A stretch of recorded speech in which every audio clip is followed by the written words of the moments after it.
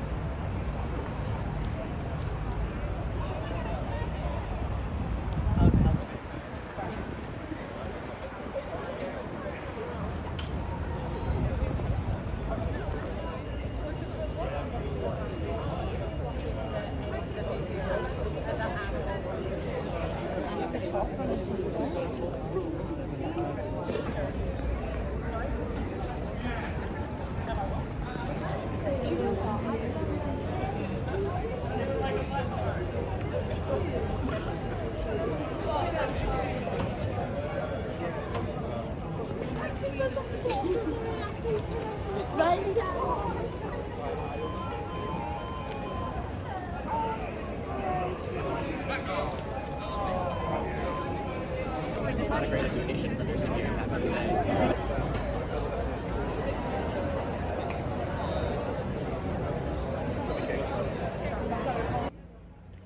It says that the people do not deserve welfare. It says homelessness can rise. It says benefits can go down. But it says the money for war must always go up. And this is not because we have a politician in power that is seen as the forest of right-wing people. This is our Labour Party. The Labour Party that says it's the historic representation of the working class. The Labour Party that says that they will put people before profit. The Labour Party is a party of war, not a party of workers. The Labour Party and Keir Starmer, and not only Keir Starmer, but Tony Blair and his ilk before him, have shown they're more willing to follow, to bend their knee to the wills of capitalism and the wills of imperialism than they are to those suffering in the country that they say they represent. We've been out here every single weekend, essentially, since October 2023. And the genocide continues in Palestine. And there's a reason why this march is a march against militarism. And it's a reason why I mentioned Palestine. Because the second wave of the genocide has begun. And our government is no closer to making any push for a ceasefire. And we know a ceasefire is long gone. Now we're at land back. There's no such thing now as a ceasefire. It's sanctions and land back. This is liberation now, and we must continue until liberation. But our government, following the Western imperialists, the USA, following Israel, they are bending to the power of Western capital. And we see Donald Trump, an escalation even from Joe Biden, is now calling for the ethnic cleansing of Palestine. And now, before we get to the speakers, I'll finish on this. There's a task for all of us, not just the people here, but all of the people on the left across the UK, to align and cross-fertilise the movement for workers' rights, the movement for Palestine, the movement for disabled people against cuts, for the movement of anti-militarism, pro-healthcare. This is a time that is a turning point in our movement, is a turning point in politics, where there's an opportunity for us to align the interests of the workers here with those not to the bosses, the scapegoat refugees that say your jobs are being taken by those that we have bombed and crossed the Med and lost their families on the way here. But your interests are aligned with the workers amongst you and the workers internationally.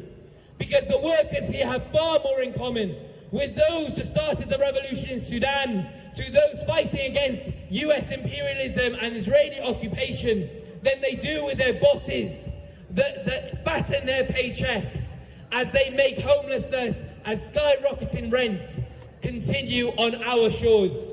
So I'll finish there. We're going to start marching soon, but we'll have a few speakers, and I think we can see that we've been joined as well by the police again in their numbers. And there's a reason for that. On Tuesday, we did an emergency demonstration where we said that the ceasefire ending is not an end to our struggle. And we blocked the road. And we did legal protest. We said that we do not condone what is happening. Our government are not only complicit, they are participants in the genocide. And now they come here in their force to try and scare us, to try and say that we don't want you to come out anymore, that try and go back into your place and do not line the streets with your voices. But that's why it's important we come out every single week when anything is happening, both to Palestine, to workers' rights, for climate change, for disabled people, because we are the people that stand for each other. We do not look to the police, do not speak to the police. We look to each other for community. We look to each other for strength. Okay.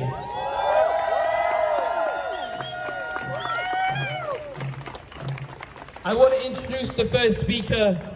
You'll know him well. He's the founder of the longest running anti-war activist group in Cardiff.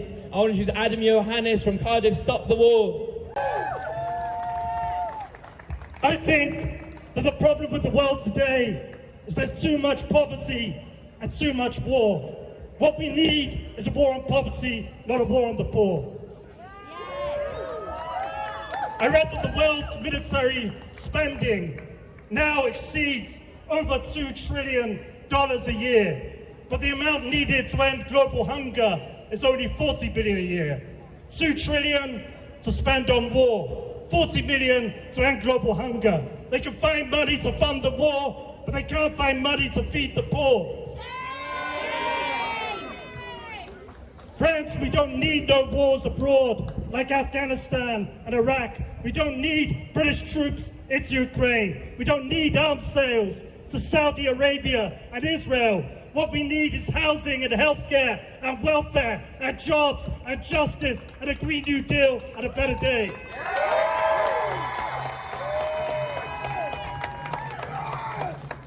Friends, the politicians support higher military spending. There is not a single political party in the mainstream who are opposing Labour ramping up the military budget. It's happening all over Europe. Germany just announced over $1 trillion extra for the military to be paid by dismantling their welfare state to build the warfare state. So I'm proud that we have speaking here today, not politicians. We have disabled people, we have Palestinians, we have council workers, we have mums, we have teachers. I mean, just imagine, they say they can fund another fighter jet. They can't fund free school meals for every school student. They can't fund higher wages for our teachers. They can't properly fund schools. And I think, wouldn't it be a great day when schools get the money they need, and it's the Air Force who has to do a bake sale to raise money. Now we're living, I think, in a time of great global crisis, and we have to put pressure on world leaders to de-escalate rather than escalate global tensions. Because we're entering into a period of intense rivalry between states, their corporations, and their capitalist classes. We're in the midst of a new global arms race, and it's an arms race against us, because we pay for it in terms of our public services, and sometimes we pay for it in terms of our lives. You know, many years ago, I met a man, a soldier man. He had just come back from Afghanistan. He said he wasn't going back. He told me his story. He said, I come from a town, dead-end town, South Wales town, an ex-mining town. He said, there's no jobs, no opportunities, no nothing. He said, I was 19 years old. I was at the job center. He said, the military recruiters, they sold me the earth, but it was all a load of crap. And he told me that what really worried him, this was over 10 years ago, is he said, I see people like me who've left school without any qualifications, who can't get a job because of lack of opportunities. Society doesn't give them respect. But he says we have politicians and media telling you them that if you put on a uniform and pick up a gun and fight in a rich man's war, then you have respect. But all that happens is you come back in a coffin, or you come back with post-traumatic stress disorder, and you don't get the support you need. Often you end up sleeping rough on the streets. That's why we have to stop this war machine. And so I just want to say one last thing. On Wednesday, we're going to gather at 6:30 at the office of Joe Stevens, who is the Secretary of State for Wales, to protest the £5 billion in cuts to disability benefits, the biggest cuts to disability benefits on record, under the slogan, welfare, not warfare. Shame on her! Shame on her! And we need, I think, everyone to be there. But when we think about war, just look at Gaza. There have been record numbers of amputations. We talked earlier about post-traumatic stress disorder. War, creates, is bad for the disabled, whether it's like abroad or at home, with who's being asked to pay, for this war budget. So I think that's why it's so important for us to gather. But I also think, when we look back at the history of the welfare state, what happened during the Second World War, people noticed that the entire society, economy, politics was mobilized to one aim: military production and winning the war. And a lot of soldiers, working class soldiers abroad, they started to ask, if we could do that in wartime, why can't we do that in peacetime? If we can find money to kill people, why can't we find money to help people? And that's how the welfare state was born, from that idea that society, everything should be mobilized to improve our living standards, to give us all the quality of life that we deserve in a rich country. And that's what they're trying to take away with us. It's a class war at home, and it's an imperialist war abroad. So thank you once again on behalf of Cardiff Stop the War Coalition, and see you on the street. Woo! And just one thing, for when we march, I want to teach you a couple of slogans, which I don't think we've chanted for quite a while. So the first one, it goes, when they say warfare, and then you say, we say welfare. So, when they say warfare, We say welfare! when they say warfare, We say welfare! when they say warfare, We say welfare! warfare, Welfare! warfare, Welfare! warfare. Welfare! When they say warfare, We say welfare! give everyone a round of applause. I'm going to teach you another one, which is about the class war at home. And it's quite similar. It goes, when they say cut back, we say fight back. When they say cut back, We say fight back! when they say cut back, We say fight back! when they say cut back, We say fight back! cut back, Fight back! cut back, Fight back! cut back. Fight back! When they say warfare, We say welfare! when they say warfare, We say welfare! when they say warfare, We say welfare! warfare, Welfare! warfare, Welfare! warfare, Welfare! warfare. Welfare! When they say warfare, We say welfare! I think you've got the hang of this. Thank you. Okay, on that note, I'm going to introduce our next speaker. I want to introduce Shabazz from Disabled People Against Cuts. Woo!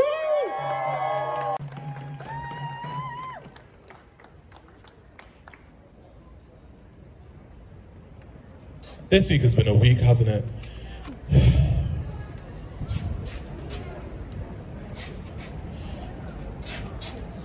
I want everyone to look around at the people around you. For those of you that have been coming out week after week, I want you to remember the people that have been marching with you. And I want you to ask yourself why we see visibly disabled people week in, week out in these marches.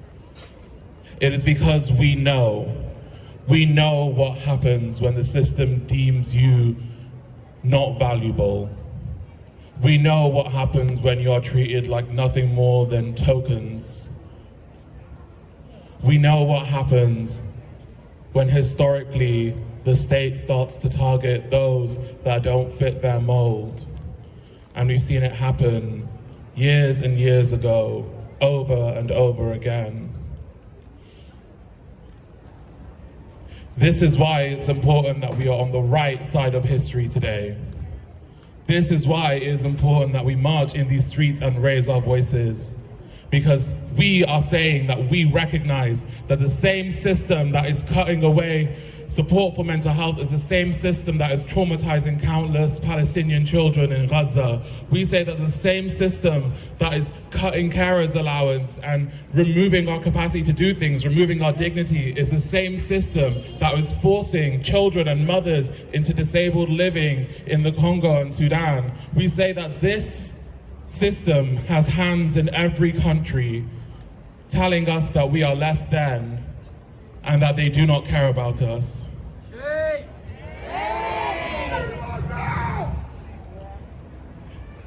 So I ask you, if they do not care about us, who is going to care about us?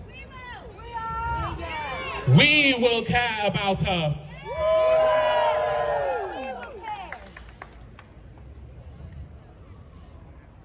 Remember this as the weeks go by. This is a marathon, not a sprint.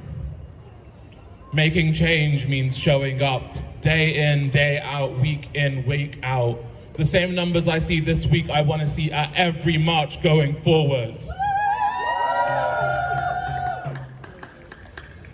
I don't have much else to say, but I am truly blessed and proud to see the faces I see today.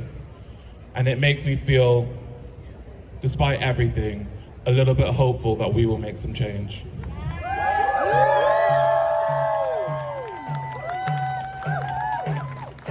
Where's Hussein? He has to take the mic.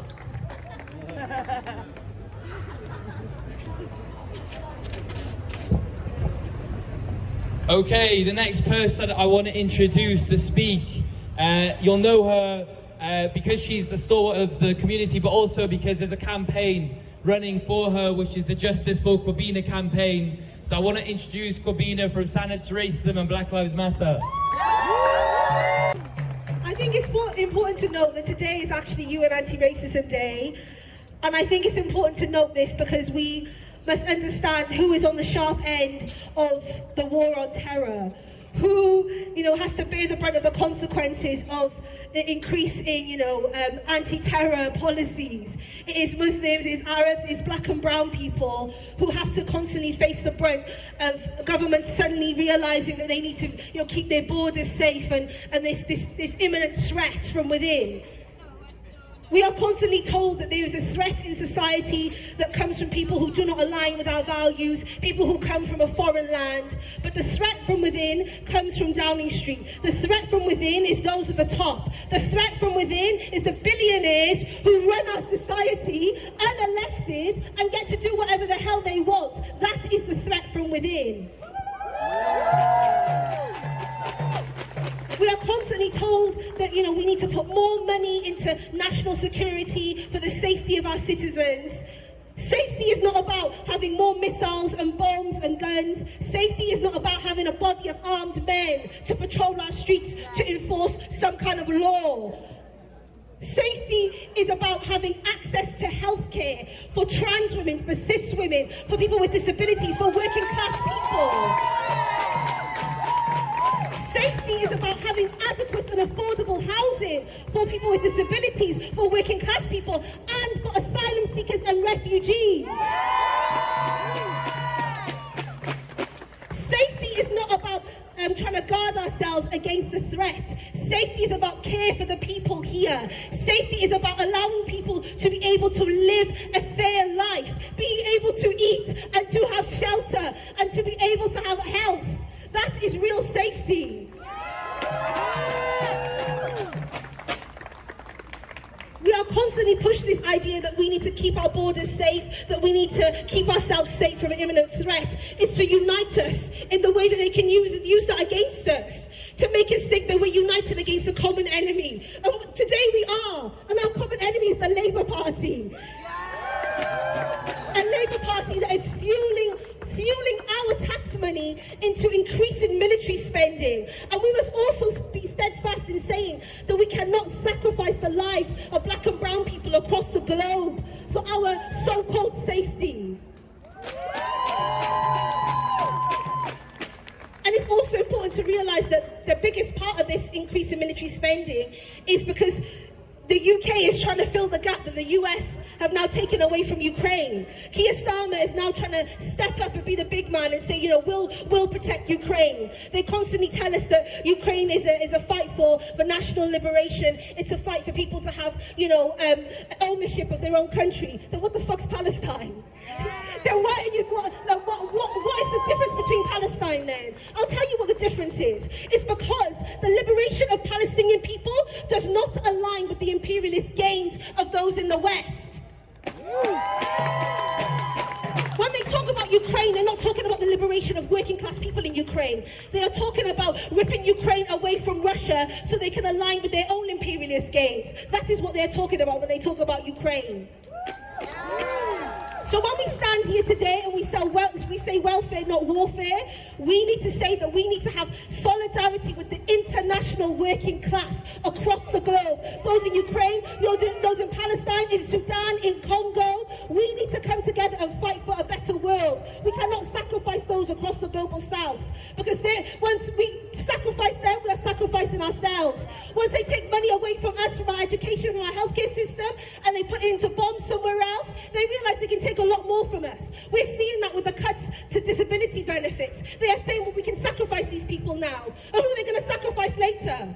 That is why we need to make a stand today, and we need to say that we are not allowing our government to sacrifice anybody.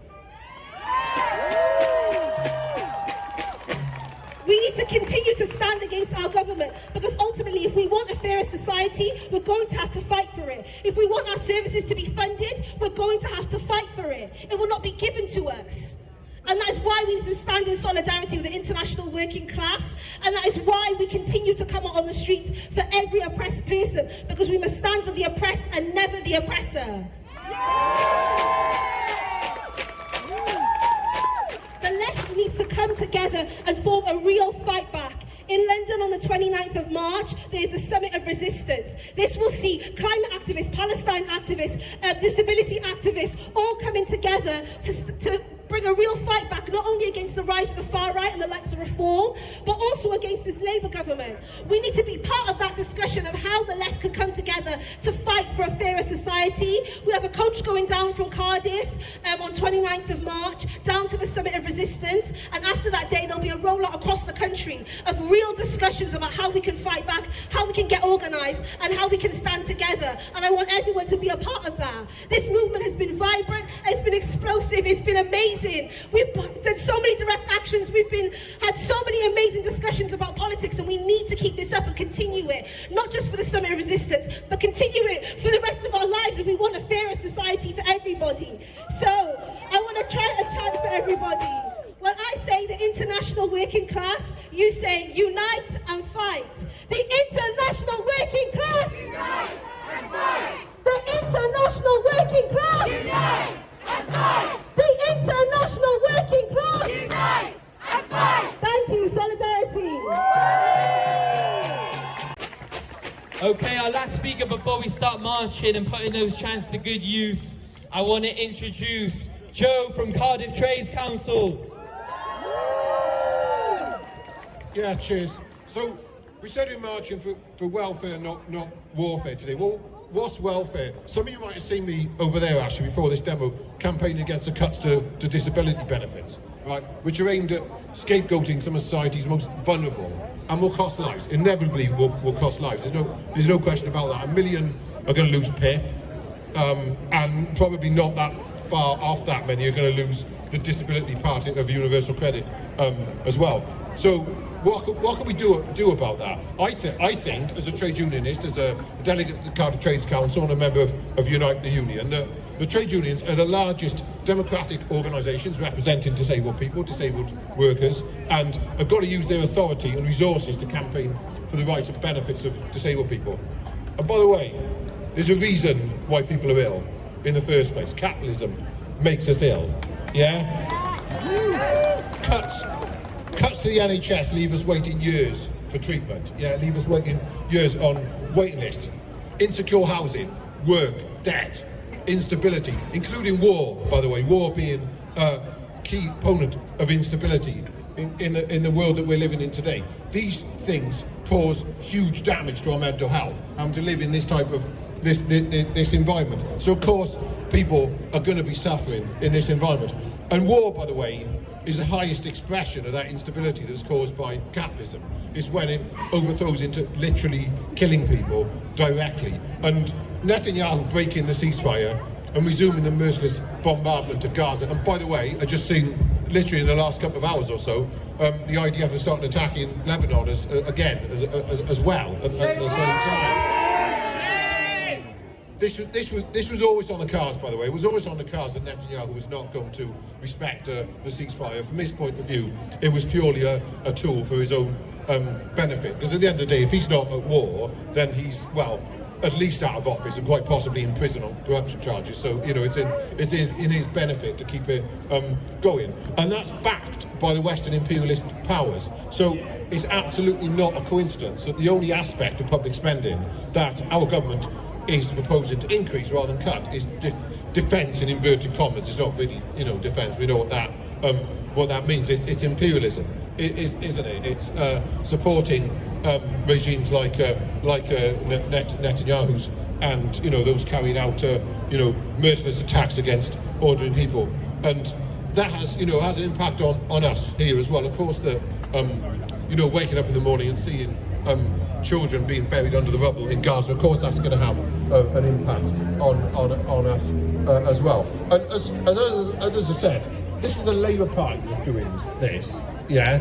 The Labour Party that supposedly was supposed to be the party that represents the working class, and of course inherent in that should be international solidarity of the working class. Because, you know, I've got way more in common than you know, a working class person in the Middle East or any other part of the world.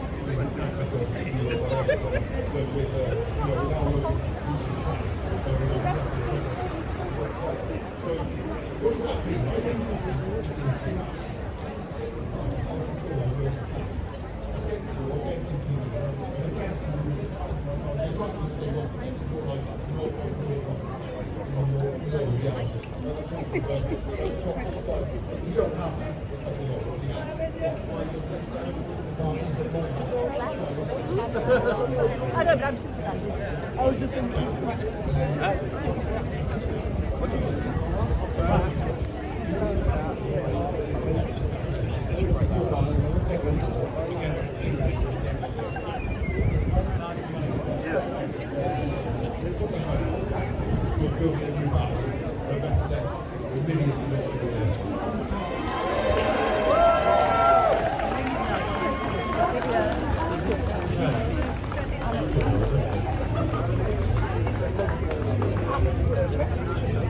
Okay, everyone, we're going to start marching, and I think we're going to start marching down Queen Street. So the banners need to uncomfortably go all the way around, or people can come around the banners, so we can have UK Weapons Kill at the front, and also the Cardiff students for Palestine as well, or the Cardiff students for Palestine.